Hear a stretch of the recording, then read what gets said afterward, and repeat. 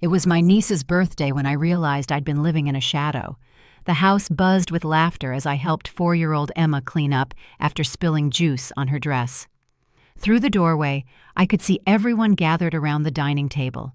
My sister Kate, her husband Rob, their friends and relatives who'd flown in for the weekend.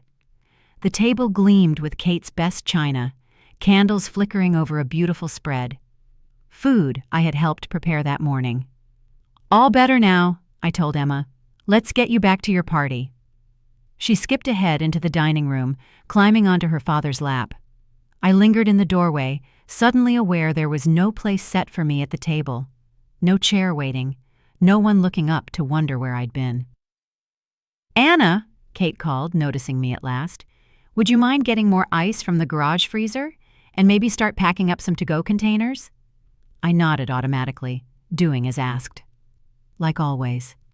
It wasn't until I was alone in the garage, cold air raising goosebumps on my arms, that the tears came. 3 years of babysitting Emma every day while Kate and Rob worked. 3 years of being available whenever they called. 3 years of "we couldn't manage without you." And yet, when family gathered, I wasn't family enough to join them at the table. I moved in with Kate and Rob when Emma was just a year old. My apartment lease had ended, and I'd lost my job at a small publishing company that went under.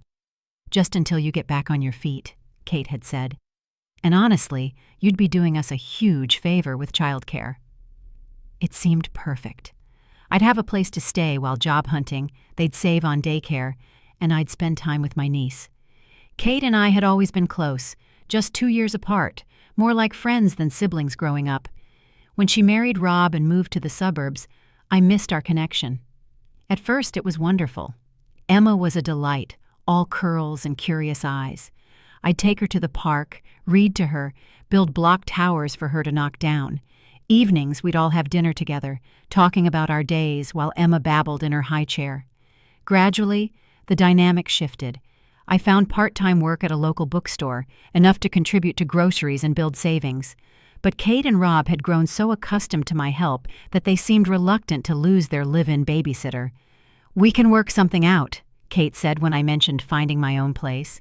"Maybe reduced rent in exchange for watching Emma? It's working so well, and she adores you." So I stayed. My part-time job became arranged around their schedules. My social life dwindled. Friends stopped calling since I rarely could join them. Dating became nearly impossible.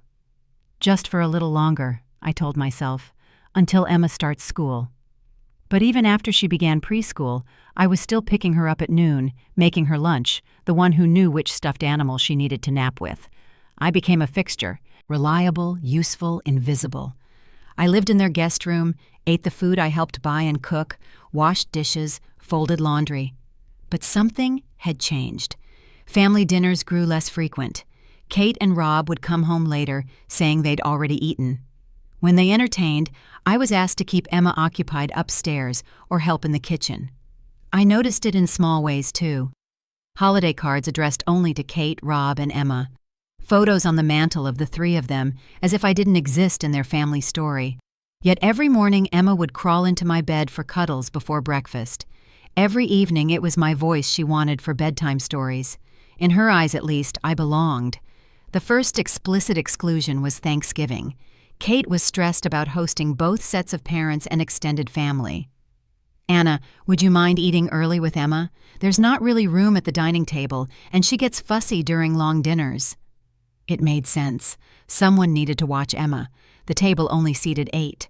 But as I sat with my niece at the kitchen counter, hearing laughter from the other room, something inside me ached. After that, it became a pattern. Christmas dinner. Emma and I ate separately because Rob's mother is very traditional about who sits at her table. Dinner parties. It would be awkward to explain who you are. Sunday brunches. Emma needs someone to watch her while the adults talk. I tried to speak up once, asking Kate if I could join a dinner with old friends from college. "Oh," she said, looking surprised. "I thought you'd be busy. And honestly, Anna, they're asking about my life now. My family, my career. It might be weird having my little sister there, like I can't move on from the past." I swallowed my hurt. Sure, I understand. But I didn't. The situation came to a head at Emma's birthday. After finding myself without a seat, I finished tasks in the kitchen and slipped upstairs. Through the floor, I heard "Happy Birthday" being sung, followed by applause. A knock at my door startled me. Rob stood there, looking confused. "Hey, Emma's asking for you.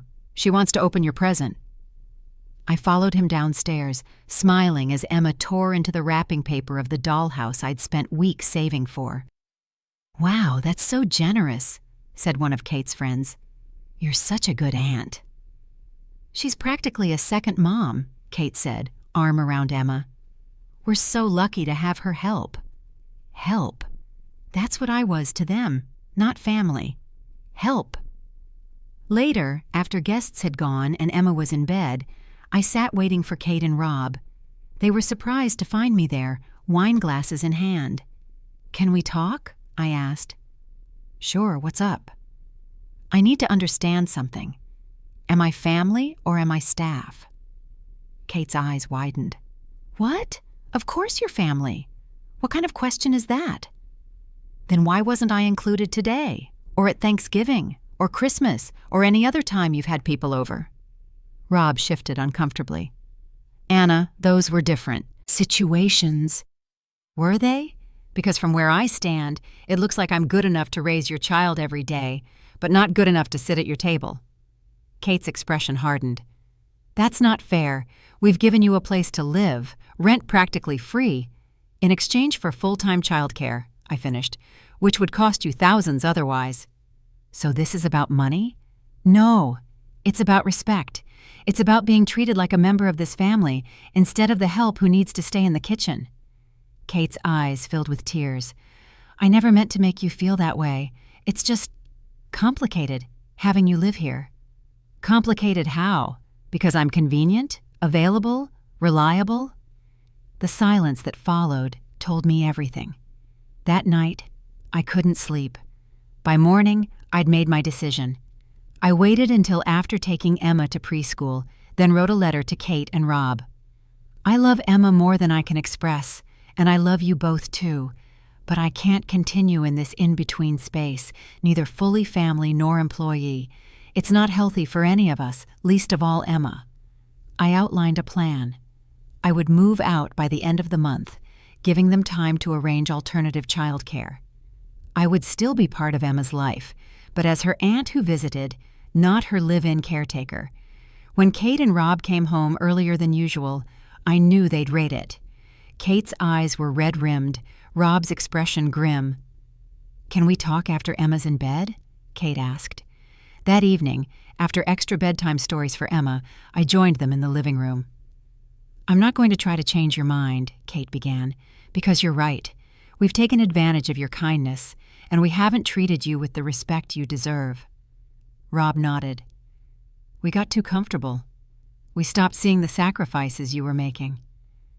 "I'm sorry it came to this," I said. "I just need to find my own path again." "We want to do better," Kate said, reaching for my hand. "Not to keep you here, but because you're my sister, and I love you." For the first time in months, perhaps years, we really talked. About expectations and assumptions, about the blurry lines between family obligation and boundaries. Finding my own apartment was challenging. Meanwhile, things at Kate and Rob's shifted. I was invited to dinner with friends the following weekend, properly invited, with a place set at the table. Kate and I started having coffee together in the mornings, rebuilding our relationship as sisters. Rob helped research apartments, even offering to co-sign if needed. "I need to do this on my own," I explained, and he respected that. The hardest part was telling Emma. Kate and I sat with her in her bedroom. "Aunt Anna is getting her own special house," Kate said gently. Emma's lip trembled. "Why can't you stay? Don't you love me anymore?" My heart nearly broke. "I love you more than anything, Emma Bear. That will never change." "Then why are you going away?" I searched for words a 4-year-old could understand. "Remember how you have your special room where your toys live, and sometimes you need your own space?" She nodded. "Well, grown-ups need that too, but I'll still see you lots and lots." Can I visit your special place? Absolutely, I said, looking at Kate. Kate smiled. Of course. Aunt Anna is family, and family is forever, even when we don't live in the same house. Family is forever. It was the first time in years I'd heard Kate refer to me that way to Emma, not as helper, but as family. 6 months later, I'm settled in my own place nearby. I've increased my bookstore hours and started freelance editing work. Emma stays with me every other weekend, a schedule we all agreed on. The first time Kate invited me for a real family dinner, with neighbors and friends, I almost declined out of habit. But Emma called me personally, excited that I would sit next to her at the big table. So I went. And there it was, my place setting, right between Emma and Kate. Not in the kitchen, not separate, but there, included, visible. We saved you some roast, Kate said, passing the platter. Later, helping with dishes, I asked what changed. Emma said something that hit home. She asked why you didn't eat with us at her birthday. She said, "Doesn't Aunt Anna get hungry too?" It made me see through her eyes, how we were teaching her it was okay to treat someone as less than, even someone we love. Driving home that night, I felt lighter than in years, not because everything was perfect. It wasn't. We were still navigating new boundaries, still healing old hurts. But for the first time, I wasn't living in the shadows of someone else's life. I was building my own, with room for them in it. Sometimes the hardest part isn't standing up for yourself. It's believing you deserve to be seen, to be included, to take up space at the table.